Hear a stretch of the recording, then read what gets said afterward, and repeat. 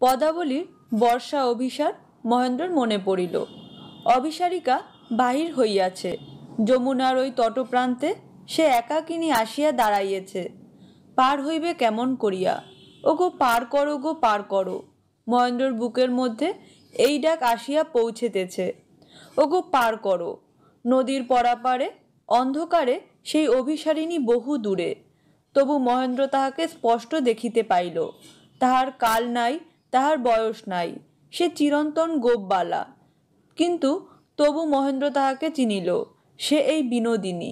সমস্ত বিরহ, সমস্ত বেদনা, সমস্ত যৌবনভার লইয়া তখনকার কাল হইতে সে অভিসারে যাত্রা করিয়া কত গান, কত ছন্দের মধ্য দিয়া এখনকার কালের তীরে আসিয়া উত্তীর্ণ হইয়াছে।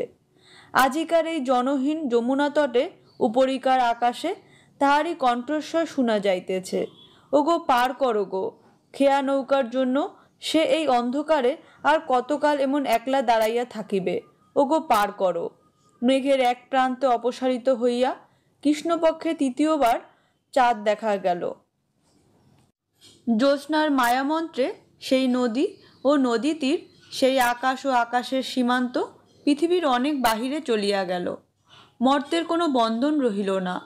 কালের সমস্ত ধারাবাহিকতা ছিঁড়িয়া গেল। অতীতকালের সমস্ত ইতিহাস লুপ্ত, ভবিষ্যৎকালের সমস্ত ফলাফল অন্তর্হিত।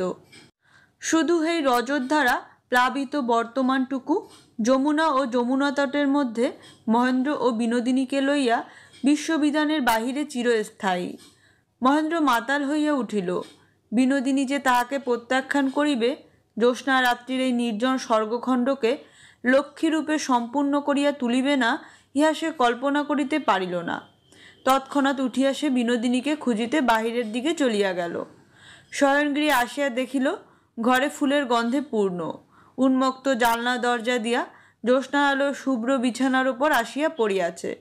বিনোদিনী বাগান হইতে ফুল তুলিয়া মালা গাঁথিয়া খোপায় পড়িয়াছে, গলায় পড়িয়াছে, কটিতে বাঁধিয়াছে। ফুলে ভূষিত হইয়া সে বসন্তকালের পুষ্পভার লুণ্ঠিত লতাটির ন্যায় জ্যোৎস্নায় বিছানার উপর পড়িয়া আছে। মহেন্দ্রর মোহ দ্বিগুণ বাড়িয়া উঠিল। সে অবরুদ্ধ কণ্ঠে বলিয়া উঠিল, বিনোদ, আমি যমুনার ধারে অপেক্ষা করিয়া বসিয়াছিলাম। তুমি যে এখানে অপেক্ষা করিয়া আছো, আকাশের চাঁদ আমাকে সেই সংবাদ দিল, তাই আমি চলিয়া আসলাম। এই কথা বলিয়া মহেন্দ্র বিছানায় বসিবার জন্য অগ্রসর হইল। বিনোদিনী তাড়াতাড়ি চকিত হইয়া উঠিয়া দক্ষিণ বাহু প্রসারিতা করিয়া কহিল, যাও যাও, তুমি এ বিছানায় বসিও না। ভরা পালের নৌকা চড়ায় ঠেকিয়া গেল। মহেন্দ্র স্তম্ভিত হইয়া দাঁড়াইল। অনেকক্ষণ তাহার মুখ দিয়া কথা বাহির হইল না। পাছে মহেন্দ্র নিষেধ না মানে, এই জন্য বিনোদিনী শয্যা ছাড়িয়া আসিয়া দাঁড়াইল। মহেন্দ্র কহিল, তবে তুমি কাহার জন্য সাজিয়াছ, কাহার জন্য অপেক্ষা করিতেছ? বিনোদিনী আপনার বুক চাপিয়া ধরিয়া কহিল, যাহার জন্য সাজিয়াছি সে আমার অন্তরের ভিতরে আছে। মহেন্দ্র কহিল, সে কে? সে বিহারী। বিনোদিনী কহিল, তাহার নাম তুমি মুখে উচ্চারণ করিও না। মহেন্দ্র, তাহারই জন্য তুমি পশ্চিমে ঘুরিয়া বেড়াইতেছ? বিনোদিনী, তাহারই জন্য? মহেন্দ্র, তাহারই জন্য তুমি এখানে অপেক্ষা করিয়া আছো? বিনোদিনী, তাহারই জন্য। মহেন্দ্র, তাহার ঠিকানা জানিয়াছ? বিনোদিনী, জানি না, কিন্তু যেমন করিয়া হোক জানিবই। মহেন্দ্র, কোনো মতেই জানিতে দিব না। বিনোদিনী, না যদি জানিতে দাও, আমার হৃদয় হইতে তাহাকে কোনো মতে বাহির করিতে পারিবে না। এই বলিয়া বিনোদিনী চোখ বুজিয়া আপনার হৃদয়ের মধ্যে বিহারীকে একবার অনুভব করিয়া লইল। মহেন্দ্র সেই পুষ্প ভরণা বিরহ বিধুর মূর্তি বিনোদিনীর দ্বারা একই কালে প্রবল বেগে আকৃষ্ট ও প্রত্যাখ্যাত হইয়া হঠাৎ ভীষণ হইয়া উঠিল। মুষ্টিবদ্ধ করিয়া কহিল, ছুরি দিয়া কাটিয়া তোমার বুকের ভিতর হইতে তাহাকে বাহির করিব। বিনোদিনী অবিচলিত মুখে কহিল, তোমার ভালোবাসার চেয়ে তোমার ছুরি আমার হৃদয়ে সহজে প্রবেশ করিবে। মহেন্দ্র, তুমি আমাকে ভয় করো না কেন? এখানে তোমার রক্ষক কে আছে? বিনোদিনী, তুমি আমার রক্ষক আছো। তোমার নিজের কাছ হইতে তুমি আমাকে রক্ষা করিবে। মহেন্দ্র, এইটুকু শ্রদ্ধা, এইটুকু বিশ্বাস এখনো বাকি আছে? বিনোদিনী, তা না হইলে আমি আত্মহত্যা করিয়া মরিতাম, তোমার সঙ্গে বাহির হইতাম না। মহেন্দ্র, কেন মরিলে না? ওইটুকু বিশ্বাসের ফাঁসি আমার গলায় জড়াইয়া আমাকে দেশ দেশান্তরে টানিয়া মারিতেছ কেন? তুমি মরিলে কত মঙ্গল হইত ভাবিয়া দেখো। বিনোদিনী, তাহা জানি, কিন্তু যতদিন বিহারীর আশা আছে ততদিন আমি মরিতে পারিব না। মহেন্দ্র, যতদিন তুমি না মরিবে ততদিন আমারও প্রত্যাশা মরিবে না, আমিও নিষ্কৃতি পাইব না। আমি আজ হইতে ভগবানের কাছে সর্বতোকরণে তোমার মৃত্যু কামনা করি। তুমি আমারও হইও না, তুমি বিহারীরও হইও না। তুমি যাও, আমাকে ছুটি দাও। আমার মা কাঁদিতেছে, আমার স্ত্রী কাঁদিতেছে, তাহাদের অশ্রু আমাকে দূর হইতে দগ্ধ করিতেছে। তুমি না মরিলে, তুমি আমার এবং পৃথিবীর সকলের আশার অতীত না হইলে আমি তাহাদের চোখের জল মুছাইবার অগ্রসর পাইব না। এই বলিয়া মহেন্দ্র ছুটিয়া বাহির হইয়া গেল। বিনোদিনী একলা পড়িয়া আপনার চারিদিকে যে মোহজাল রচনা করিতেছিল তাহা সমস্ত ছিঁড়িয়া দিয়া গেল। চুপ করিয়া দাঁড়াইয়া বিনোদিনী বাহিরের দিকে চাহিয়া রহিল। আকাশ ভরা জ্যোৎস্না শূন্য করিয়া দিয়া তাহার সমস্ত সুদারস কোথায় উবিয়া গেছে। সেই কেয়ারি করা বাগান, তাহার পরে বালুকা তীর, তাহার পরে নদীর কালো জল, তাহার পরে ওপরে অস্ফুটতা, সমস্তই যেন একখানা বড় সাদা কাগজের ওপর পেন্সিল আঁকা একটি চিত্র মাত্র, সমস্তই নীরস এবং নিরর্থক। মহেন্দ্রকে বিনোদিনী কিরূপ প্রবল বেগে আকর্ষণ করিয়াছে, প্রচণ্ড ঝড়ের মতো কিরূপ সমস্ত শিকড় শুদ্ধ তাহাকে উৎপাটিত করিয়াছে, আজ তাহা অনুভব করিয়া তাহার হৃদয় আরও যেন অশান্ত হইয়া উঠিল। তাহার তো এই সমস্ত শক্তিই রহিয়াছে, তবে কেন বিহারী পূর্ণিমার রাত্রির উদ্বেলিত সমুদ্রের ন্যায় তাহার সম্মুখে আসিয়া ভাঙিয়া পড়ে না? কেন একটা অনাবশ্যক ভালোবাসার প্রবল অভিঘাত প্রত্যহ তাহার ধ্যানের মধ্যে আসিয়া কাঁদিয়া পড়িতেছে? আর একটা আগন্তুক রোদন বারংবার আসিয়া তাহার অন্তরের রোদনকে কেন পরিপূর্ণ অবকাশ দিতেছে না? এই যে একটা প্রকাণ্ড আন্দোলনকে সে জাগিয়া তুলিয়াছে, ইহাকে লইয়া সমস্ত জীবন সে কি করিবে? এখন ইহাকে শান্তি করিবে কি করিয়া? আজ সে সমস্ত ফুলের মালায় সে নিজেকে ভূষিত করিয়াছিল, তাহার উপর মহেন্দ্রর মুগ্ধ দৃষ্টি পড়িয়াছিল, জানিয়া সমস্ত টানিয়া ছিঁড়িয়া ফেলিল। তাহার সমস্ত শক্তি বৃথা, চেষ্টা বৃথা, জীবন বৃথা। এই কানন, এই জ্যোৎস্না, এই যমুনা তট, এই অপূর্ব সুন্দর পৃথিবী সমস্তই বৃথা। এত ব্যর্থতা, তবু যে যেখানে সে সেখানেই দাঁড়াইয়া আছে। জগতে কিছুরই লেশমাত্র ব্যত্যয় হয় নাই। তবু কাল সূর্য উঠিবে এবং সংসার তার ক্ষুদ্রতম কাজটুকু পর্যন্ত ভুলিবে না, এবং অবিচলিত বিহারী যেমন দূরে ছিল তেমনি দূরে থাকিয়া ব্রাহ্মণ বালককে তাহার বোধোদয়ের নতুন পাঠ অভ্যাস করাইবে। বিনোদিনী চক্ষু ফাটিয়া অশ্রু বাহির হইয়া পড়িল। সে তাহার সমস্ত বল ও আকাঙ্ক্ষা লইয়া কোনো পাথরকে ঠেলিতেছে, তাহার হৃদয় রক্তে ভাসিয়া গেল, কিন্তু তাহার অদৃষ্ট সুচার্গ পরিমাণ সরিয়া বসিল না। সমস্ত রাত্রি মহেন্দ্র ঘুমায় নাই। ক্লান্ত শরীরে ভোরের দিকে তাহার ঘুম আসিল। বেলা 8টা-9টার সময় জাগিয়া তাড়াতাড়ি উঠিয়া বসিল। গত রাত্রির একটা কোনো অসমাপ্ত বেদনা ঘুমের ভেতর ভেতর যেন প্রবাহিত হইতেছিল। সচেতন হইবা মাত্র মহেন্দ্র তাহার ব্যথা অনুভব করিতে আরম্ভ করিল। কিছুক্ষণ পরেই রাত্রির সমস্ত ঘটনাটা মনে স্পষ্ট জাগিয়া উঠিল। সকালবেলাকার সেই রৌদ্রে, অতৃপ্ত নিদ্রার ক্লান্তিতে সমস্ত জগৎটা এবং জীবনটা অত্যন্ত বিরস বোধ হইল। সংসার ত্যাগের গ্লানি, ধর্মত্যাগের গভীর পরিতাপ এবং এই উদ্ভ্রান্ত জীবনের সমস্ত অশান্তি ভার মহেন্দ্র কিসের জন্য বহন করিতেছে? এই ভাবাবেশ শূন্য প্রভাত রৌদ্রে মহেন্দ্রের মনে হইল সে বিনোদিনীকে ভালোবাসে না। রাস্তার দিকে সে চাহিয়া দেখিল, সমস্ত জাগ্রত পৃথিবী ব্যস্ত হইয়া কাজে ছুটিয়াছে। সমস্ত আত্মগৌরব পঙ্কের মধ্যে বিসর্জন দিয়ে একটি বিমুখ স্ত্রীলোকের পদপ্রান্তে অকর্মণ্য জীবনকে প্রতিদিন আবদ্ধ করিয়া রাখিবার যে মূঢ়তা, তাহা মহেন্দ্রের কাছে সুস্পষ্ট হইল। একটা প্রবল আবেগের উচ্ছ্বাসের পর হৃদয়ের অবসাদ উপস্থিত হয়। ক্লান্ত হৃদয় তখন আপন অনুভূতি বিষয়কে কিছুকালের জন্য দূরে ঠেলিয়া রাখিতে চায়। সেই ভাবের ভাটায় সময়তালের সমস্ত প্রচ্ছন্ন পঙ্ক বাহির হইয়া পড়ে। যাহা মোহ আনিয়াছিল তাহাতে বিতৃষ্ণা জন্মে। মহেন্দ্র যে কিসের জন্য নিজেকে এমন করিয়া অপমানিত করিতেছে তাহা সে আজ বুঝিতে পারিল না। সে বলিল, আমি সর্বাংশেই বিনোদিনীর চেয়ে শ্রেষ্ঠ, তো তবু আজ আমি সর্বপ্রকার হীনতা ও লাঞ্ছনা স্বীকার করিয়া ঘৃণিত ভিক্ষুকের মতো তাহার পশ্চাতে অহরাত্র ছুটিয়া বেড়াইতেছি। এমনতর অদ্ভুত পাগলামি কোনো শয়তান আমার মাথার মধ্যে প্রবেশ করিয়া দিয়াছে। বিনোদিনী মহেন্দ্রর কাছে আজ একটি স্ত্রীলোক, আর কিছুই নহে। তাহার চারিদিকে সমস্ত পৃথিবী, সৌন্দর্য হইতে, সমস্ত কাব্য হইতে, কাহিনী হইতে সে একটি লাবণ্যজ্যোতি আকৃষ্ট হইয়াছিল। তাহা আজ মায়া মরীচিকার মতো অন্তর্ধান করিতেই একটি সামান্য নারীমাত্র অবশিষ্ট রহিল, তাহার কোনো অপূর্বত্ব রহিল না। তখনই এই ধিকৃত মোহচক্র হইতে নিজেকে বিচ্ছিন্ন করিয়া বাড়ি ফিরিয়া যাইবার জন্য মহেন্দ্র ব্যগ্র হইল। যে শান্তি, প্রেম এবং স্নেহ তাহার ছিল, তাহাই তাহার কাছে দুর্লভতম অমৃত বলিয়া বোধ হইল। বিহারীর অসৈজব অটল নির্ভব বন্ধুত্ব তাহার কাছে মহামূল্য বলিয়া বোধ হইতে লাগিল। মহেন্দ্র মনে মনে কহিল, যাহা যথার্থ গভীর এবং স্থায়ী, তাহার মধ্যে বিনা চেষ্টায় বিনা বাধায় আপনাকে সম্পূর্ণ নির্মগ্ন করিয়া রাখা যায় বলিয়া তাহার গৌরব আমরা বুঝিতে পারি না। যাহা চঞ্চল ছলনা মাত্র, যাহার পরিতৃপ্তিতেও লেশমাত্র সুখ নাই, তাহা আমাদিগকে পশ্চাতে ঊর্ধ্বশ্বাসে ঘোড়া দৌড় করাইয়া বেড়ায় বলিয়াই তাহাকে চরম কামনার ধন মনে করি। মহেন্দ্র কহিল, আজই বাড়ি ফিরিয়া যাইব। বিনোদিনী যেখানেই থাকিতে চায় সেইখানে তাহাকে রাখিবার ব্যবস্থা করিয়া দিয়া আমি মুক্ত হইব, আমি মুক্ত হইব। এই কথা দৃঢ়স্বরে উচ্চারণ করিতেই তার মনে একটি আনন্দের আবির্ভাব হইল। এতদিন যে অবিশ্রাম দিদার ভার সে বহন করিয়া আসিতেছিল, তা হালকা হইয়া আসিল। এতদিন এই মুহূর্তে যাহা তাহার পরম অপ্রীতিকর ঠেকাইতেছিল, পর মুহূর্তেই তাহা পালন করিতে বাধ্য হইতেছিল। জোর করিয়া না কি হা সে বলিতে পারিতেছিল না। তার অন্তঃকরণের মধ্যে যে আদেশ উত্থিত হইতেছিল, বরাবর জোর করিয়া তাহার মুখ চাপা দিয়া সে অন্য পথে চলিতেছিল।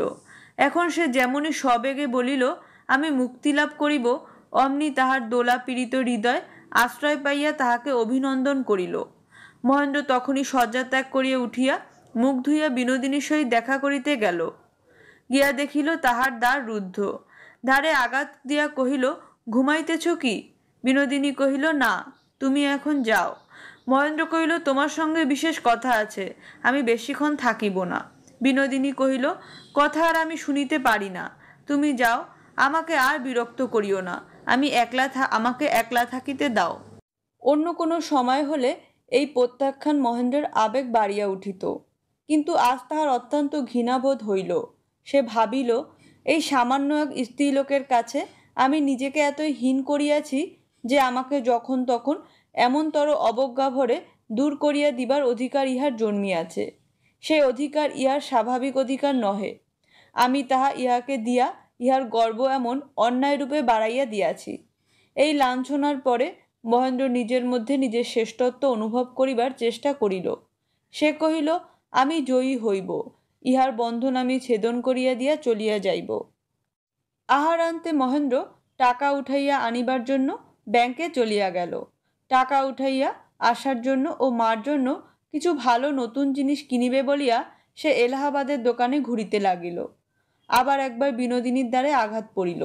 প্রথমে সে বিরক্ত হইয়া কোনো উত্তর করিল না। তারপরে আবার বারবার আঘাত করিতেই বিনোদিনী জ্বলন্ত রোষে সবলে ধার খুলিয়া কহিল, কেন তুমি আমাকে বারবার বিরক্ত করিতে আসিতেছ?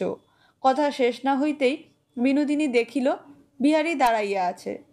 ঘরের মধ্যে মহেন্দ্র আছে কিনা দেখিবার জন্য বিহারী একবার ভেতরে চাহিয়া দেখিল শয়নঘরে শুষ্ক ফুল ও ছিন্ন মালা ছড়ানো।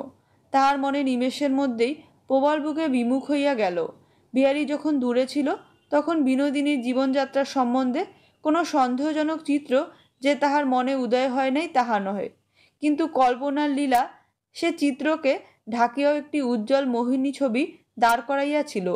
বিহারী যখন বাগানে প্রবেশ করিতেছিল তখন তাহার হৃৎকম্প হইতেছিল, পাছে কল্পনা প্রতিমায় আকস্মাৎ আঘাত লাগে, এই জন্য তাহার চিত্ত সংকুচিত হইতেছিল।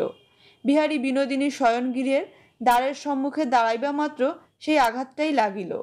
দূরে থাকিয়া বিহারী একসময় মনে করিতেছিল সে আপনার প্রেম অভিষেক বিনোদিনীর জীবনের সমস্ত পঙ্কিলতা অনায়াসে ধৌত করিয়া লইতে পারিবে।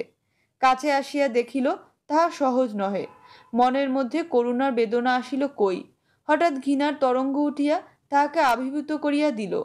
বিনোদিনীকে বিহারী অত্যন্ত মলিন দেখিল। এই মুহূর্তে বিহারী ফিরাইয়া দাঁড়াইয়া মহেন্দ্র মহেন্দ্র করিয়া ডাকিল। এই অপমান পাইয়া বিনোদিনী নম্র মৃদস্বরে কহিল, মহেন্দ্র নাই, মহেন্দ্র শহরে গেছে।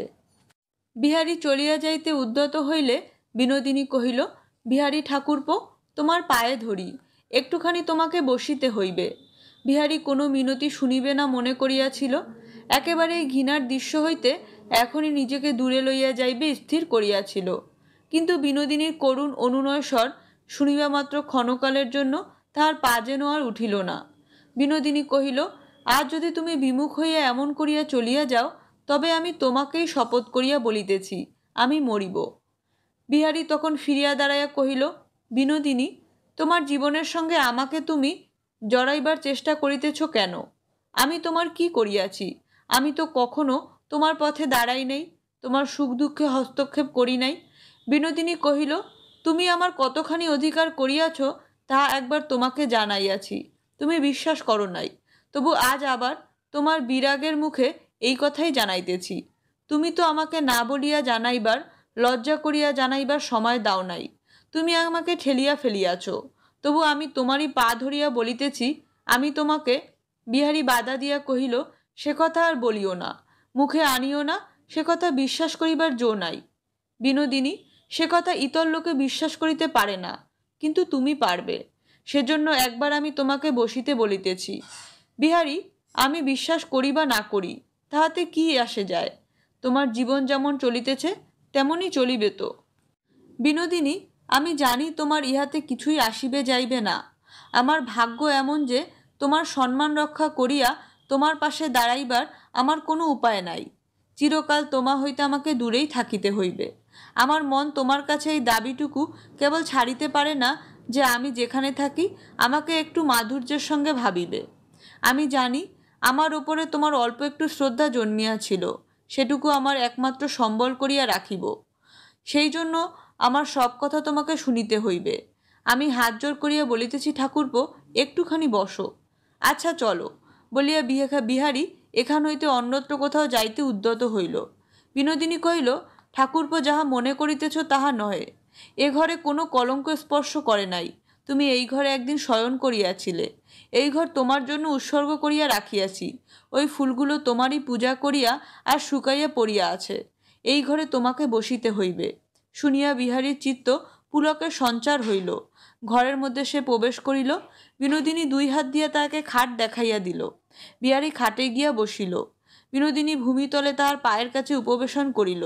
বিহারী ব্যস্ত হইয়া উঠিতেই বিনোদিনী কহিল, ঠাকুরপো, তুমি বসো, আমার মাথা খাও, উঠিও না। আমি তোমার পায়ের কাছে বসিবারও যোগ্য নই। তুমি দয়া করিয়া সেখানে স্থান দিয়াছ। দূরে থাকিলেও এই অধিকারটুকু আমি রাখিব। এই বলিয়া বিনোদিনী কিছুক্ষণ চুপ করিয়া রহিল। তাহার পরে হঠাৎ চমকে উঠিয়া কহিল, তোমার খাওয়া হইয়াছে ঠাকুরপো? বিহারী কহিল, স্টেশন হইতে খাইয়া আসিয়াছি। বিনোদিনী, আমি গ্রাম হইতে তোমাকে যে চিঠিখানি লিখিয়াছিলাম তাহা খুলিয়া কোনো জবাব না দিয়া মহেন্দ্রর হাত দিয়ে আমাকে ফিরাইয়া পাঠাইলে কেন? বিহারী, সে চিঠি তো আমি পাই নাই। বিনোদিনী, এবারে মহেন্দ্রর সঙ্গে কলিকাতায় কি তোমার দেখা হইয়াছিল? বিহারী, তোমাকে গ্রামে পৌঁছাইয়া দিবার পরদিনই মহেন্দ্রর সঙ্গে দেখা হইয়াছিল। তাহার পরে আমি পশ্চিমে বেড়াইতে বাহির হইয়াছিলাম, তাহার সঙ্গে আর দেখা হয় নাই। বিনোদিনী, তাহার পূর্বে আর একদিন আমার চিঠি পড়িয়া উত্তর না দিয়া ফিরাইয়া পাঠাইয়াছিলে? বিহারী, না, এমন কখনোই হয় নাই। বিনোদিনী স্তম্ভিত হইয়া বসিয়া রহিল। তারপর দীর্ঘ নিঃশ্বাস ফেলিয়া কহিল, সমস্তই বুঝিলাম। এখন আমার সব কথা তোমাকে বলি।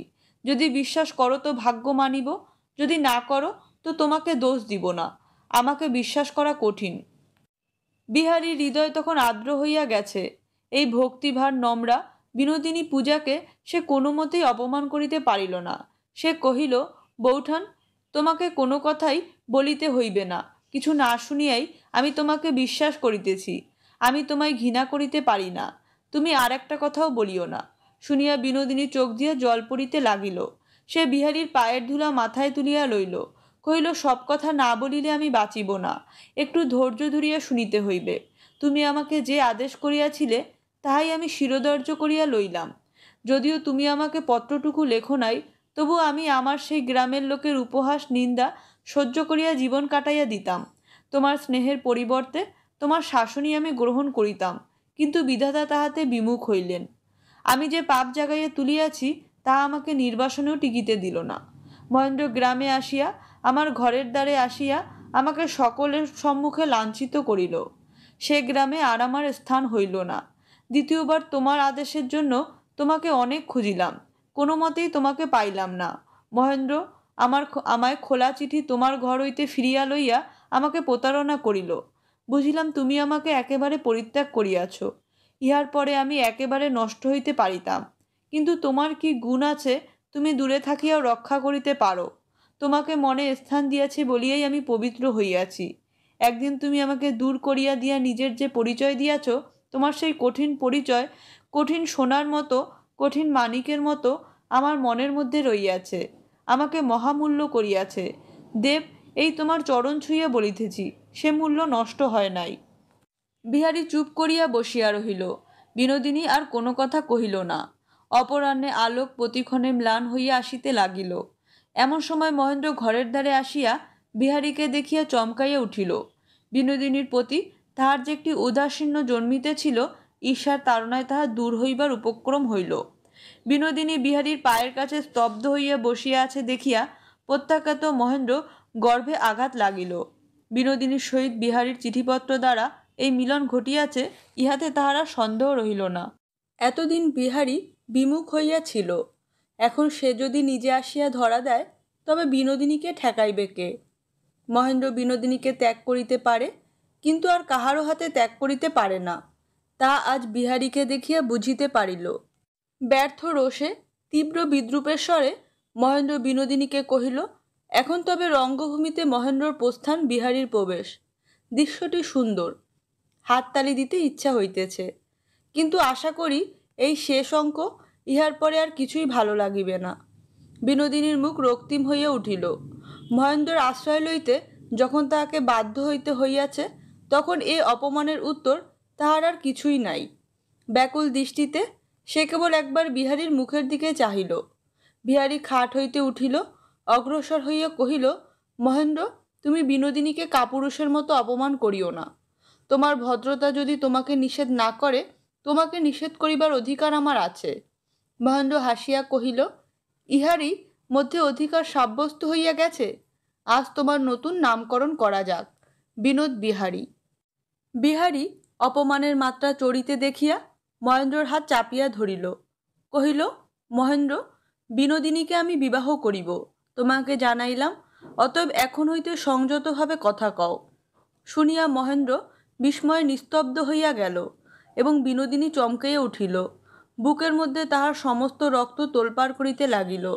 বিহারী কহিল, তোমাকে আরেকটা খবর দিবার আছে। তোমার মাতা মৃত্যুশয্যায় শয়ান, তাহার বাঁচিবার কোনো আশা নাই। আমি আজ রাত্রেই গাড়িতে যাইব, বিনোদিনীও আমার সঙ্গে ফিরিবে। বিনোদিনী চমকিয়া উঠিল, কহিল, পিসিমার অসুখ? বিহারী কহিল, সারিবার অসুখ নহে, কখন কি হয় বলা যায় না। মহেন্দ্র তখন আর কোনো কথা না বলিয়া ঘর হইতে বাহির হইয়া গেল। বিনোদিনী তখন বিহারীকে বলিল, সে কথা তুমি বলিলে, তাহা তোমার মুখ দিয়ে কেমন করিয়া বাহির হইল? এ কি ঠাট্টা? বিহারী কহিল, না, আমি সত্যই বলিয়াছি, তোমাকে আমি বিবাহ করিব। বিনোদিনী, এই পাপিষ্টাকে উদ্ধার করিবার জন্য? বিহারী, না, আমি তোমাকে ভালোবাসি বলিয়া, শ্রদ্ধা করি বলিয়া। বিনোদিনী, এই আমার শেষ পুরস্কার হইয়াছে। এই যেটুকু স্বীকার করিলে, ইহার বেশি আর আমি কিছুই চাই না। পাইলে তাহা থাকিবে না, ধর্ম কখনো তাহা সহ্য করিবে না। বিনোদিনী, বিহারী, কেন করিবে না? বিনোদিনী, ছি ছি, একথা মনে করিতে লজ্জা হয়। আমি বিধবা, আমি নিন্দিতা, সমস্ত সমাজের কাছে আমি তোমাকে লাঞ্ছিত করব, এ কখনো হইতে পারে না। ছি ছি, একথা তুমি মুখে আনিও না।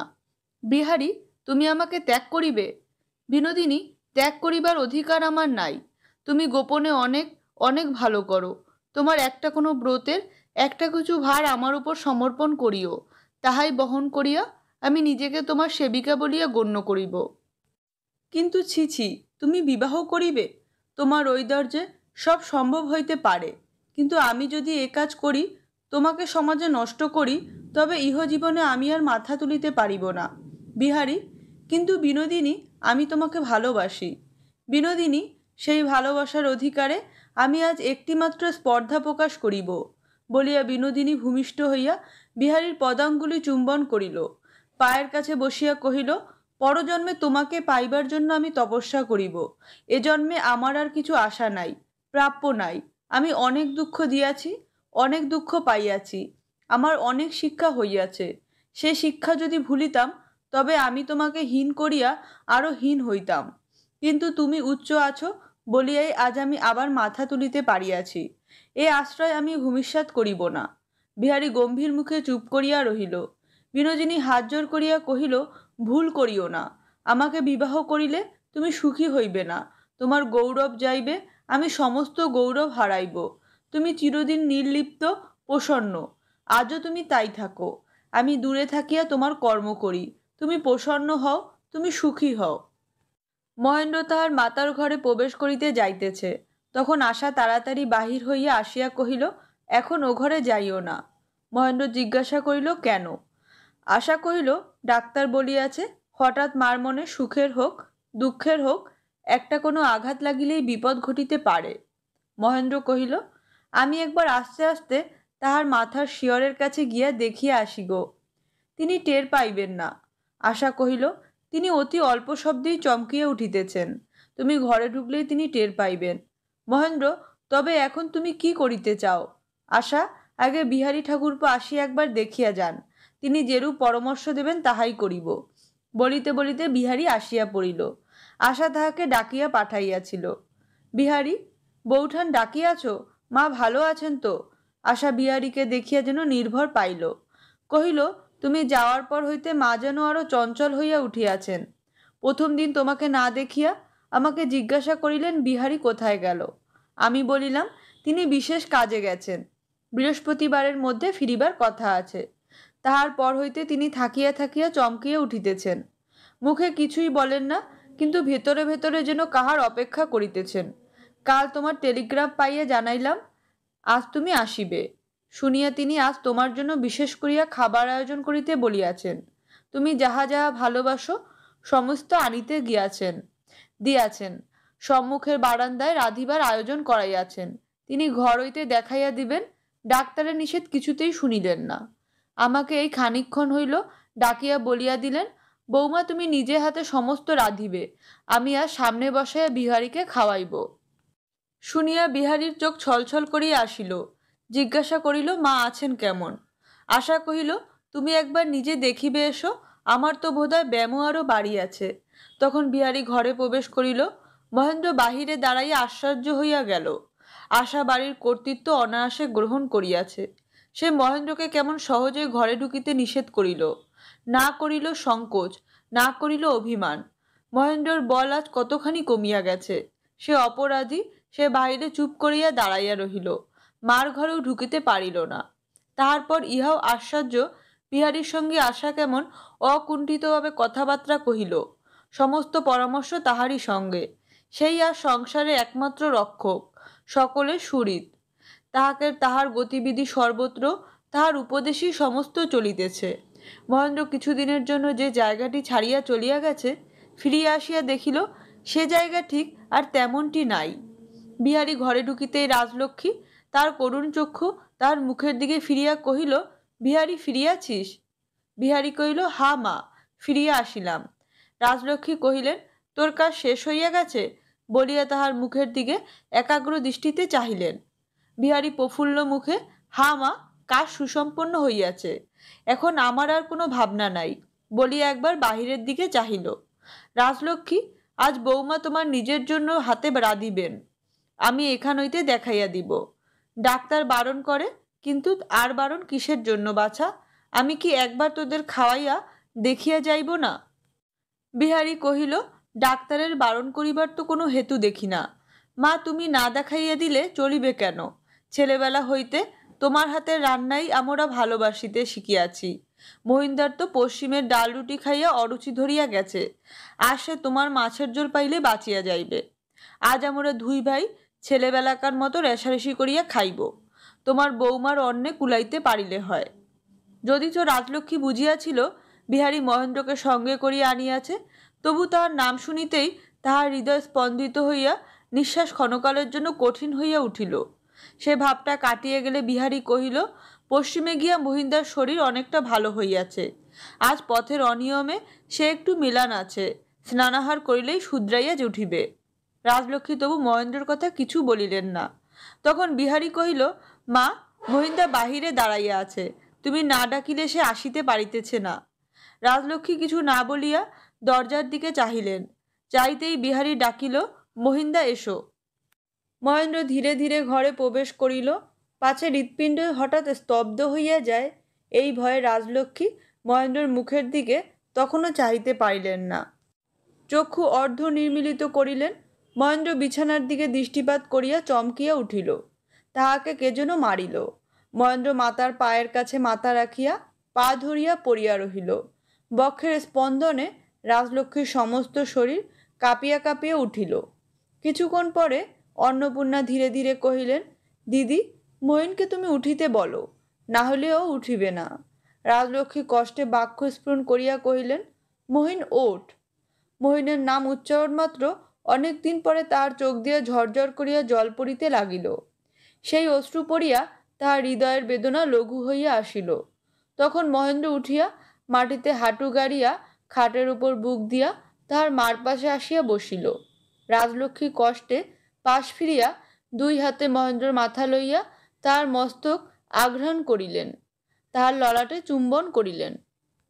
মহেন্দ্র রুদ্ধকণ্ঠে কহিলেন, মা, তোমাকে অনেক কষ্ট দিয়াছি, আমাকে মাপ করো। বক্ষ শান্ত হইলে রাজলক্ষ্মী কহিলেন, ও কথা বলিস নে মহিন, আমি তোকে মাপ না করিয়া কি বাঁচি? বৌমা, বৌমা কোথায় গেল? আশা পাশের ঘরে পথ্য তৈরি করিতেছিল। অন্নপূর্ণা তাহাকে ডাকিয়া আনিলেন। তখন রাজলক্ষ্মী মহেন্দ্রকে ভূতল হইতে উঠিয়া তার খাটে বসিতে ইঙ্গিত করিলেন। খাটের পাশে মহেন্দ্র বসিলে রাজলক্ষ্মী মহেন্দ্রর পাশে স্থান নির্দেশ করিয়া আশাকে কহিলেন, বৌমা, এইখানে তুমি বসো। আজ আমি একবার তোমাদের দুজনকে একত্রে বসাইয়া দেখিব, তাহা হইলে আমার সকল দুঃখ ঘুচিবে। বৌমা, আমার কাছে আর লজ্জা করিও না, আর মহিনের পরেও মনের মধ্যে কোনো অভিমান না রাখিয়া একবার এইখানে বসো, আমার চোখ জুড়াও মা। তখন ঘোমটা মাথায় আশা লজ্জায় ধীরে ধীরে আসিয়া কম্পিত বক্ষে মহেন্দ্রর পাশে গিয়া বসিল। রাজলক্ষ্মী স্বহস্তে আশার ডান হাত তুলিয়া লইয়া মহেন্দ্রর ডান হাতে রাখিয়া চাপিয়া ধরিলেন। কহিলেন, আমার এই মাকে তোর হাতে দিয়া গেলাম মহিন, আমার এই কথাটি মনে রাখিস, তুই এমন লক্ষ্মী আর কোথাও পাবি নে। মেজ বউ, এসো, ইহাদের একবার আশীর্বাদ করো, তোমার পুণ্যে ইহাদের মঙ্গল হোক। অন্নপূর্ণার সম্মুখে আসিয়া দাঁড়াইতেই উভয়ের চোখের জল তাহার পদধূলি গ্রহণ করিল। অন্নপূর্ণা উভয়ের মস্তক চুম্বন করিয়া কহিলেন, ভগবান তোমার কল্যাণ করুন। রাজলক্ষ্মী, বিহারী, এসো বাবা, মহিনকে তুমি একবার ক্ষমা করো। বিহারী তখনই মহেন্দ্র সম্মুখে আসিয়া দাঁড়াইতেই মহেন্দ্র উঠিয়া দৃঢ় বাহু দ্বারা বিহারীকে বক্ষে টানিয়া কোলাকুলি করিল।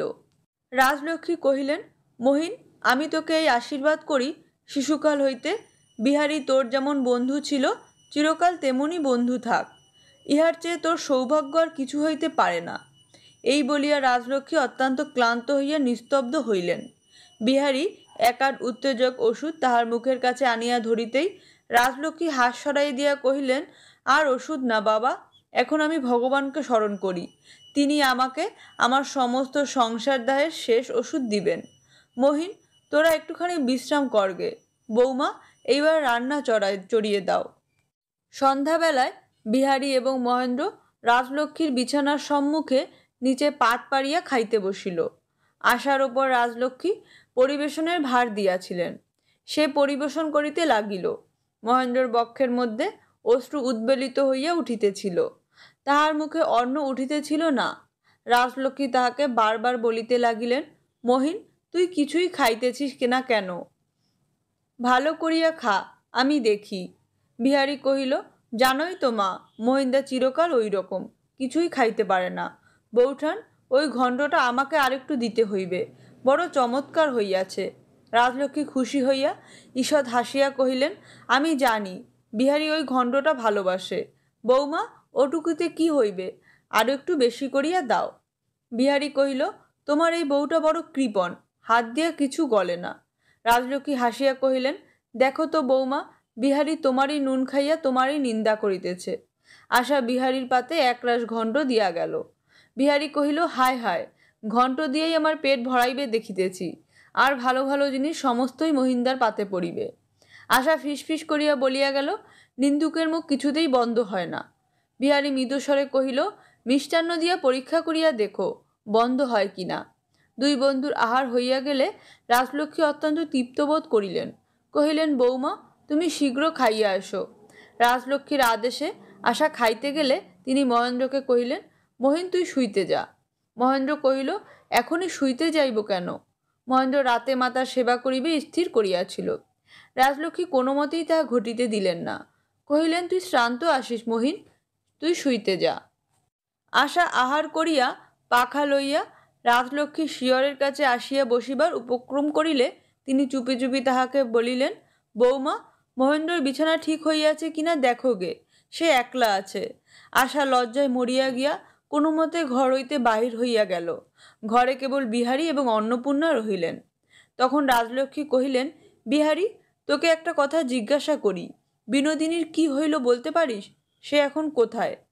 বিহারী কহিল, বিনোদিনী কলিকাতায় আছে।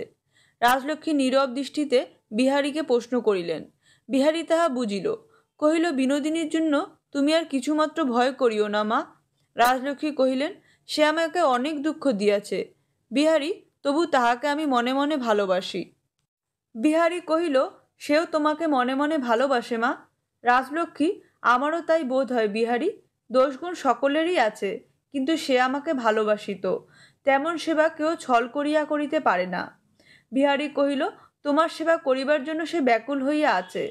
রাজলক্ষ্মী দীর্ঘ নিঃশ্বাস ফেলিয়া কহিলেন, মহিলা তো এখন শুইতে গেছে, রাতে তাহাকে একবার আনিলে কি ক্ষতি আছে?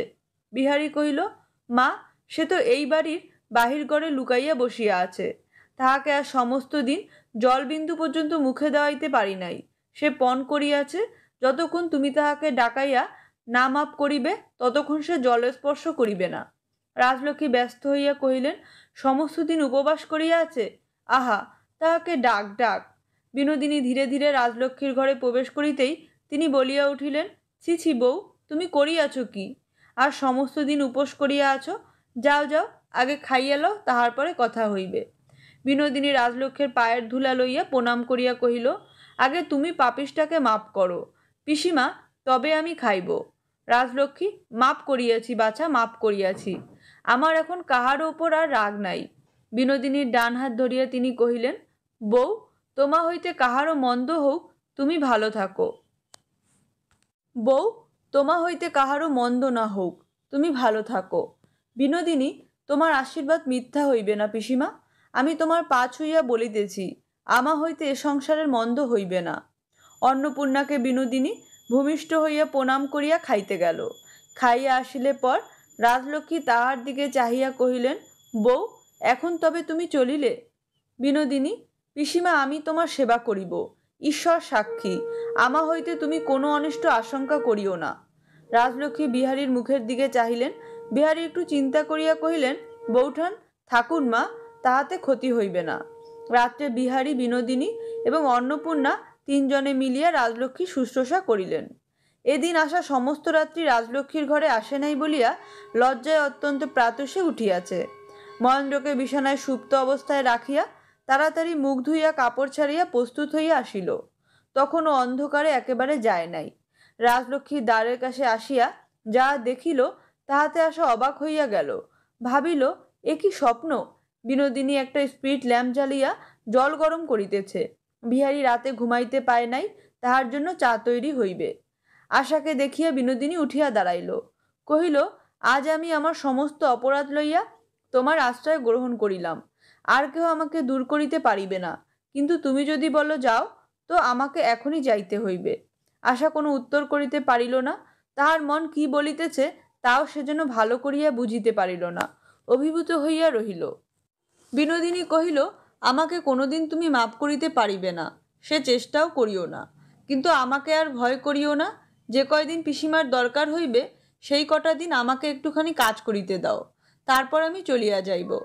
কাল রাজলক্ষ্মী যখন আশার হাত লইয়া মহেন্দ্রের হাতে দিল, তখন আশা তাহার মন হইতে সমস্ত অভিমান মুছিয়া ফেলিয়া সম্পূর্ণভাবে মহেন্দ্রের কাছে আত্মসমর্পণ করিয়াছিল। আজ বিনোদিনীকে সম্মুখে দেখিয়া তার খণ্ডিত প্রেমের দাহ শান্তি মানিল না। ইহাকে মহেন্দ্র একদিন ভালোবাসিয়াছিল, ইহাকে এখনো হয়তো মনে মনে ভালোবাসে, একথা তার বুকের ভেতর ঢেউয়ের মতো ফুলিয়া ফুলিয়া উঠিতে লাগিল। কিছুক্ষণ পরেই মহেন্দ্র জাগিয়া উঠিবে, বিনোদিনীকে দেখিবে, কি জানি কি চক্ষে দেখিবে। কাল রাত্রে আশা তার সমস্ত সংসারকে নিষ্কণ্টক দেখিয়াছিল। আজ প্রাত্যসে উঠিয়াই দেখিল কাঁটাগাছ তার ঘরের প্রাঙ্গণেই। সংসারে সুখের স্থান সবচেয়ে সংকীর্ণ, কোথাও তাহাকে সম্পূর্ণ নির্বিঘ্নে রাখিবার অবকাশ নাই। হৃদয়ের ভার লইয়া আশা রাজলক্ষ্মীর ঘরে প্রবেশ করিল এবং অত্যন্ত লজ্জার সঙ্গে কহিল, মাসিমা, তুমি সমস্ত রাত বসিয়া আছো, যাও শুতে যাও। অন্নপূর্ণা আশার মুখের দিকে একবার ভালো করিয়া চাহিয়া দেখিলেন, তারপর শুইতে না গিয়া আশাকে নিজের ঘরে লইয়া গেলেন। কহিলেন, চুনি, যদি সুখী হইতে চাস তবে সব কথা মনে রাখিস নে। অন্যকে দোষী করিয়া যেটুকু সুখ, দোষ মনে রাখিবার দুঃখ তাহার চেয়ে ঢের বেশি। আশা কহিল, মাসিমা, আমি মনে মনে কিছু পুষিয়া রাখিতে চাই না, আমি ভুলিতে চাই, কিন্তু ভুলিতে দেয় না যে। অন্নপূর্ণা, বাছা, তুই ঠিক বলিয়াছিস। উপদেশ দেওয়া সহজ, উপায় বলিয়া দেওয়াই শক্ত। তবু আমি তোকে একটা উপায় বলিয়া দিতেছি, যেন ভুলিয়াছিস এই ভাবটা অন্তত বাহিরে প্রাণপণে রক্ষা করিতে হইবে। আগে বাহিরে ভুলিতে আরম্ভ করিস, তাহা হইলে ভেতরেও ভুলিবে। একথা মনে রাখিস চুনি, তুই যদি না ভুলিস তবে অন্যকেও স্মরণ করাইয়া রাখিবি। তুই নিজের ইচ্ছায় না পারিস, আমি তোকে আজ্ঞা করিতেছি, তুই বিনোদিনীর সঙ্গে এমন ব্যবহার কর যেন সে কখনো তোর কোনো অনিষ্ট করে নাই এবং তাহার দ্বারা তোর অনিষ্টের কোনো আশঙ্কা নাই। আশা নম্র মুখে কহিল, কি করিতে হইবে বলো। অন্নপূর্ণা কহিলেন, বিনোদিনী এখন বিহারীর জন্য চা তৈরি করিতেছে, তুই দুধ চিনি পেয়ালা সমস্ত লইয়া যা, দুইজনে মিলিয়া কাজ কর। আশা আদেশ পালনের জন্য উঠিল।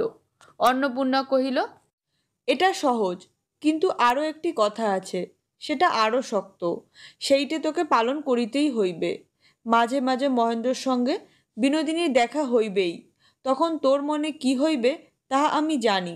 সে সময় তুই গোপন কটাক্ষেও মহেন্দ্রর ভাব কিংবা বিনোদিনীর ভাব দেখিবার চেষ্টা মাত্র করিস নে। বুক ফাটিয়া গেলেও তোকে অবিচলিত থাকিতে হইবে। মহেন্দ্র ইহা জানিবে যে তুই সন্দেহ করিস না, শোক করিস না, তোর মনে ভয় নাই, চিন্তা নাই। জোর ভাঙিবার পূর্বে যেমন ছিল, জোর লাগিয়া আবার ঠিক তেমনই হইয়াছে, ভাঙনের দাগটুকুও মিলাইয়া গেছে। মহেন্দ্র কি আর কেহ তোর মুখ দেখিয়া নিজেকে অপরাধী বলিয়া মনে করিবে না। চুনি, ইহা আমার অনুরোধ বা উপদেশ নহে, ইহা তোর মাসিমার আদেশ। আমি যখন কাশী চলিয়া যাইব, আমার এই কথাটি একদিনের জন্যও ভুলিস নে। আশা চায়ের পেয়ালা প্রভৃতি লইয়া বিনোদিনীর কাছে উপস্থিত হইল। কহিল, জল কি গরম হইয়াছে? আমি চায়ের দুধ আনিয়াছি। বিনোদিনী আশ্চর্য হইয়া আশার মুখের দিকে চাহিল। কহিল, বিহারী ঠাকুরপো বারান্দায় বসিয়া আছেন, চা তুমি তাহার কাছে পাঠাইয়া দাও, আমি ততক্ষণ পিসিমার মুখ ধুইবার বন্দোবস্ত করিয়া রাখি, তিনি বোধহয় এখনই উঠিবেন। বিনোদিনী চা লইয়া বিহারীর কাছে গেল না। বিহারী ভালোবাসা স্বীকার করিয়া তাহাকে যে অধিকার দিয়াছে, সেই অধিকার স্বেচ্ছামতে খাটাইতে তাহার সংকোচবোধ হইতে লাগিল। অধিকার লাভের যে মর্যাদা আছে, সেই মর্যাদা রক্ষা করিতে হইলে অধিকার প্রয়োগকে সংযত করিতে হয়। যতটা পাওয়া যায় ততটা লইয়া টানাটানি করা কাঙালকেই শোভা পায়। ভোগকে খর্ব করিলেই সম্পদের যথার্থ গৌরব। এখন বিহারী তাহাকে নিজে না ডাকিলে কোনো একটা উপলক্ষ করিয়া বিনোদিনী তাহার কাছে আর যাইতে পারে না। বলিতে বলিতেই মহেন্দ্র আসিয়া উপস্থিত হইল। আশার বুকের ভিতরটা যদিও ধরাস করিয়া উঠিল, তবু সে আপনাকে সংবরণ করিয়া লইয়া স্বাভাবিক স্বরে মহেন্দ্রকে কহিল, তুমি এত ভোরে উঠিলে যে? পাছে আলে লাগিয়া তোমার ঘুম ভাঙে, তাই আমি জানালা দরজা সব বন্ধ করিয়া আসিয়াছি। বিনোদিনীর সম্মুখেই আশাকে এইরূপ সহজভাবে কথা কইতে শুনিয়া মহেন্দ্রের বুকের একটি পাথর যেন নামিয়া গেল। সে আনন্দিত চিত্তে কহিল, মা কেমন আছেন? তাই দেখিতে আসিয়াছি। মা কি এখনো ঘুমাইতেছেন? আশা কহিল, হা, তিনি ঘুমাইতেছেন, এখন তুমি যাইও না। বিহারী ঠাকুরপো বলিয়াছেন তিনি আজ অনেকটা ভালো আছেন। অনেক দিন পর কাল তিনি সমস্ত রাত ভালো করিয়া ঘুমাইয়াছেন। মহেন্দ্র নিশ্চিন্ত হইয়া জিজ্ঞাসা করিল, কাকিমা কোথায়? আশা তাহার ঘর দেখাইয়া দিল। আশার এই দৃঢ়তা ও সংযম দেখিয়া বিনোদিনীও আশ্চর্য হইয়া গেল। মহেন্দ্র ডাকিল, কাকিমা। অন্নপূর্ণা যদিও ভোরে চান করিয়া লইয়া এখন পূজায় বসিবে নিশ্চিন্ত করিয়াছিলেন, তবু তিনি কহিলেন, আয় মহিন আয়। মহেন্দ্র তাহাকে প্রণাম করিয়া কহিল, কাকিমা, আমি পাপিষ্ঠ, তোমাদের কাছে আসিতে আমার লজ্জা করে। অন্নপূর্ণা কহিলেন, ছি ছি, ও কথা বলিস নে মহিন, ছেলে ধুলা লইয়াও মার কোলে আসিয়া বসে। মহেন্দ্র, কিন্তু আমার এ ধুলা কিছুতেই মুছিবে না কাকিমা। অন্নপূর্ণা, দুই একবার ঝাড়িলেই ঝরিয়া যাইবে। মহিন, ভালোই হইয়াছে। নিজেকে ভালো বলিয়া তোর অহংকার ছিল, নিজের পরে বিশ্বাস তোর বড় বেশি ছিল। পাপের ঝড়ে তোর সেই গর্বটুকুই ভাঙিয়া দিয়াছে, আর কোনো অনিষ্ট করে নাই। মহেন্দ্র, কাকিমা, এবার তোমাকে আর ছাড়িয়া দিব না, তুমি গিয়াই আমার এই দুর্গতি হইয়াছে। অন্নপূর্ণা, আমি থাকিয়া যে দুর্গতি ঠেকাইয়া রাখিতাম, সে দুর্গতি একবার ঘটিয়া যাওয়াই ভালো। এখন আর তোর আমাকে কোনো দরকার হইবে না। দরজার কাছে আবার ডাক পড়িল, কাকিমা, আন্নিকে বসিয়াছ নাকি? অন্নপূর্ণা কহিলেন, না, তুই আয়। বিহারী ঘরে প্রবেশ করিল। এত সকালে মহেন্দ্রকে জাগ্রতে দেখিয়া কহিল, মহিন্দা, আজ তোমার জীবনে এই বোধহয় প্রথম সূর্যোদয় দেখিলে। মহেন্দ্র কহিল, হা বিহারী, আজ আমার জীবনের প্রথম সূর্যোদয়। বিহারী, বোধ হয় কাকিমার সঙ্গে কোনো পরামর্শ আছে, আমি যাই। বিহারী হাসিয়া কহিল, তোমাকেও না হয় ক্যাবিনেটের মিনিস্টার করিয়া লওয়া গেল। তোমার কাছে আমি তো কখনো কিছু গোপন করি নাই, যদি আপত্তি না করো আজও গোপন করিব না। মহেন্দ্র, আমি আপত্তি করিব? তবে আর দাবি করিতে পারি না বটে। তুমি যদি আমার কাছে কিছু গোপন না করো, তবে আমিও আমার প্রতি আবার শ্রদ্ধা করিতে পারিব। আজকাল মহেন্দ্রর সম্মুখে সকল কথা অসংকোচে বলা কঠিন। বিহারীর মুখ বাঁধিয়া আসিল, তবু সে জোর করিয়া বলিল, বিনোদিনীকে বিবাহ করিব, এমন একটি কথা উঠিয়াছিল। কাকিমার সঙ্গে সেই সম্বন্ধে আমি কথাবার্তা শেষ করিতে আসিয়াছি। মহেন্দ্র একান্ত সংকুচিত হইয়া উঠিল। অন্নপূর্ণা চকিত হইয়া বলিয়া উঠিলেন, এ আবার কি কথা বিহারী? মহেন্দ্র প্রবল শক্তি প্রয়োগ করিয়া সংকোচ দূর করিল। কহিল, বিহারী, এ বিবাহের কোনো প্রয়োজন নাই। অন্নপূর্ণা কহিলেন, এ বিবাহের প্রস্তাব কি বিনোদিনীর কোনো যোগ আছে? বিহারী কহিল, কিছুমাত্র না। অন্নপূর্ণা কহিলেন, সে কি ইহাতে রাজি হইবে? মহেন্দ্র বলিয়া উঠিল, বিনোদিনী কেন রাজি হইবে না কাকিমা? আমি জানি সে এক মনে বিহারীকে ভক্তি করে। এমন আশ্রয় সে কি ইচ্ছা করিয়া ছাড়িয়ে দিতে পারে? বিহারী কহিল, মহিন্দা, আমি বিনোদিনীকে বিবাহের প্রস্তাব করিয়াছি। সে লজ্জার সঙ্গে তাহা প্রত্যাখ্যান করিয়াছে। শুনিয়া মহেন্দ্র চুপ করিয়া রহিল। ভালোই মন্দই 2-3 দিন রাজলক্ষ্মীর কাটিয়া গেল। একদিন প্রাতে তাহার মুখ বেশ প্রসন্ন ও বেদনা সমস্ত হ্রাস হইল। সেই দিন তিনি মহেন্দ্রকে ডাকিয়া কহিলেন, আর আমার বেশিক্ষণ সময় নাই, কিন্তু আমি বড় সুখে মরিলাম মহিন, আমার কোনো দুঃখ নাই। তুই যখন ছোট ছিলি তখন তোকে লইয়া আমার যে আনন্দ ছিল, আর সেই আনন্দে আমার বুক ভরিয়া উঠিয়াছে। তুই আমার কোলের ছেলে, আমার বুকের ধন। তোর সমস্ত বালাই লইয়া আমি চলিয়া যাইতেছি, এই আমার বড় সুখ। বলিয়া রাজলক্ষ্মী মহেন্দ্রর মুখে হাত বুলাইতে লাগিলেন। মহেন্দ্র রোদন বাদনা মানিয়া উচ্ছ্বাসিত হইতে লাগিল। রাজলক্ষ্মী কহিলেন, কাঁদিস নে মহিন, লক্ষ্মী ঘরে রহিল। বৌমাকে আমার চাবিটা দিস, সমস্তই আমি গুছাইয়া রাখিয়াছি। তোদের ঘরকন্যার জিনিসের কোনো অভাব হইবে না। আরেকটা কথা আমি বলি মহিন, আমার মৃত্যুর পূর্বে কাহাকে জানাস নে। আমার বাস্কে 2000 টাকার নোট আছে, তাহা আমি বিনোদিনীকে দিলাম। সে বিধবা, একাকিনী, ইহার সুদ হইতে তাহার বেশ চলিয়া যাইবে। কিন্তু মহিন, তাহাকে তোদের সংসারের ভেতরে রাখিস নে, তার প্রতি আমার এই অনুরোধ রহিল। বিহারীকে ডাকিয়া রাজলক্ষ্মী কহিল, বাবা বিহারী, কাল মহিন বলিতেছিল তুই গরিব ভদ্রলোকের চিকিৎসার জন্য একটি বাগান করিয়াছিস। ভগবান তোকে দীর্ঘজীবী করিয়া গরিবের হিত করুন। আমার বিবাহের সময় আমার শ্বশুর আমাকে একখানি গ্রাম যৌতুক করিয়াছিলেন, সেই গ্রামখানি আমি তোকে দিলাম। তোর গরিবদের কাজে লাগাস, তাহাতে আমার শ্বশুরের পুণ্য হইবে। রাজলক্ষ্মীর মৃত্যু হইলে পর শ্রাদ্ধ শেষে মহেন্দ্র কহিল, ভাই বিহারী, আমি ডাক্তারি জানি, তুমি যে কাজ আরম্ভ করিয়াছ আমাকেও তাহার মধ্যে নাও। টুনি যেরূপ গৃহিণী হইয়াছে সেও তোমার অনেক সহায়তা করিতে পারিবে। আমরা সকলে সেইখানেই থাকিব। বিহারী কহিল, মহিন্দা, ভালো করিয়া ভাবিয়া দেখো, এ কাজ কি বরাবর তোমার ভালো লাগিবে? বৈরাগ্যের ক্ষণিক উচ্ছ্বাসের মুখে একটি স্থায়ী ভার গ্রহণ করিয়ে বসিও না। মহেন্দ্র কহিল, বিহারী, তুমিও ভাবিয়া দেখো, যে জীবন আমি গঠন করিয়াছি তাহাকে লইয়া আলস্য ভরে আর উপভোগ করিবার জো নাই। কর্মের দ্বারা তাহাকে যদি টানিয়া লইয়া না চলি, তবে কোন দিন সে আমাকে টানিয়া অবসাদের মধ্যে ফেলিবে। তোমার কর্মের মধ্যে আমাকে স্থান দিতেই হইবে। সেই কথাই স্থির হইয়া গেল। অন্নপূর্ণা ও বিহারী বসিয়া শান্ত বিষাদের সহিত সেকালের কথা আলোচনা করিতেছিলেন। তাহাদের পরস্পরের বিদায়ের সময় কাছে আসিয়াছে। বিনোদিনী দ্বারের কাছে আসিয়া কহিল, কাকিমা, আমি কি এখানে একটু বসিতে পারি? অন্নপূর্ণা কহিলেন, এসো এসো বাছা, বসো। বিনোদিনী আসিয়া বসিলে তাহার সহিত দুই চারটি কথা কহিয়া বিছানা তুলিবার উপলক্ষ করিয়া অন্নপূর্ণা বারান্দায় গেলেন। বিনোদিনী বিহারীকে কহিল, এখন আমার প্রতি তোমার যাহা আদেশ তাহা বলো। বিহারী কহিল, বৌঠান, তুমিই বলো, তুমি কি করিতে চাও? বিনোদিনী কহিল, শুনিলাম গরিবদের চিকিৎসার জন্য গঙ্গার ধারে তুমি একখানি বাগান লইয়াছ। আমি সেখানে তোমার কোনো একটি কাজ করিব, কিছু না হয়তো আমি রাধিয়া দিতে পারি। বিহারী কহিল, বৌঠান, আমি অনেক ভাবিয়াছি। নানান হাঙ্গামে আমাদের জীবনের জালে অনেক জট পড়িয়া গেছে। এখন নিভৃতে বসিয়া বসিয়া তাহারই একটি একটি গ্রন্থি মোচন করিবার দিন আসিয়াছে। পূর্বে সমস্ত পরিষ্কার করিয়া লইতে হইবে। এখন হৃদয় যাহা চায় তাহাকে আর প্রশ্রয় দিতে সাহস হয় না। এ পর্যন্ত যাহা কিছু ঘটিয়াছে, যাহা কিছু সহ্য করিয়াছি, তাহা সমস্তই আবর্তন। সমস্ত আন্দোলন শান্ত করিতে না পারিলে জীবনের সমাপ্তির জন্য প্রস্তুত হইতে পারিব না। যদি সমস্ত অতীতকাল অনুকূল হইত, তবে সংসারে একমাত্র তোমার দ্বারাই আমার জীবন সম্পূর্ণ হইতে পারিত। এখন তোমা হইতে আমাকে বঞ্চিত হইতেই হইবে। এখন আর সুখের জন্য চেষ্টা বৃথা। এখন কেবল আস্তে আস্তে সমস্ত ভাঙচুর সারিয়া লইতে হইবে।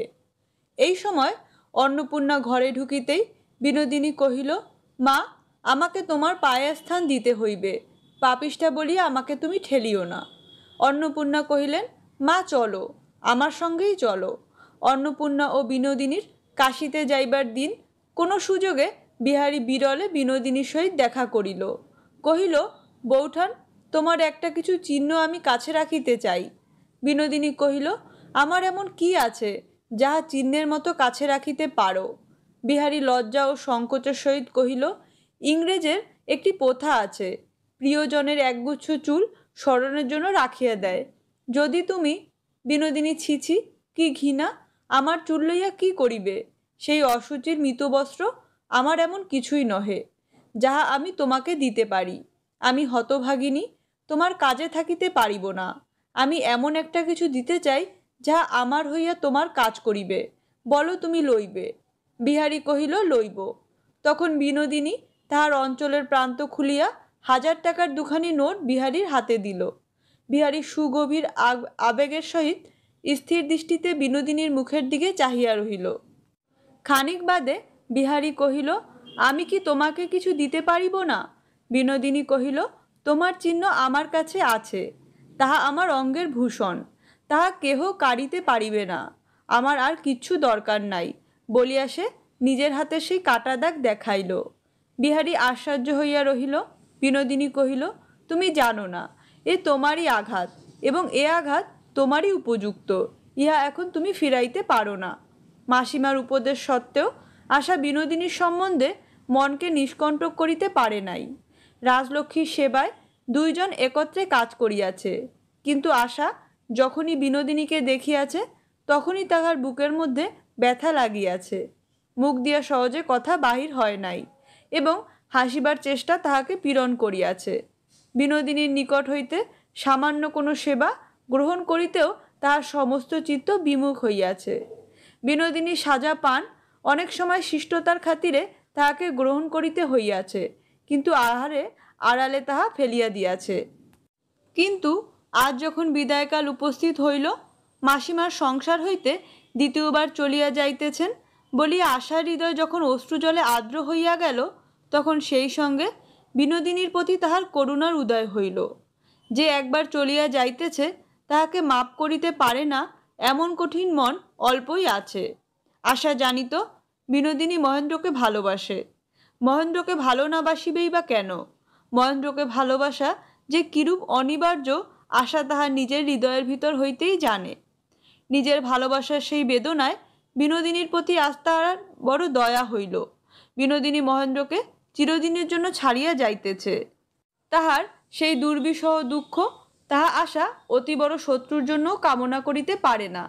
মনে করিয়া তাহার চক্ষে জল আসিল। এককালে সে বিনোদিনীকে ভালোবাসিয়াছিল।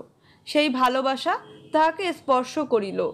সে ধীরে ধীরে বিনোদিনীর কাছে আসিয়া অত্যন্ত করুণার সঙ্গে, স্নেহের সঙ্গে, বিষাদের সঙ্গে মৃদুস্বরে কহিল, দিদি তুমি চলিলে? বিনোদিনী আশার চিবুক ধরিয়া কহিল, হা বোন, আমার যাইবার সময় আসিয়াছে। একসময় তুমি আমাকে ভালোবাসিয়াছিলে। এখন সুখের দিনে সেই ভালোবাসার একটুখানি আমার জন্য রাখিও। ভাই আর সব ভুলিয়ে যেও। মহেন্দ্র আসিয়া প্রণাম করিয়া কহিল, বৌঠান মাপ করিও। তাহার চোখের প্রান্তে দুফোঁটা অশ্রু গড়াইয়া পড়িল। বিনোদিনী কহিল, তুমিও মাপ করিও ঠাকুরপো, ভগবান তোমাদের চিরসুখী করুন।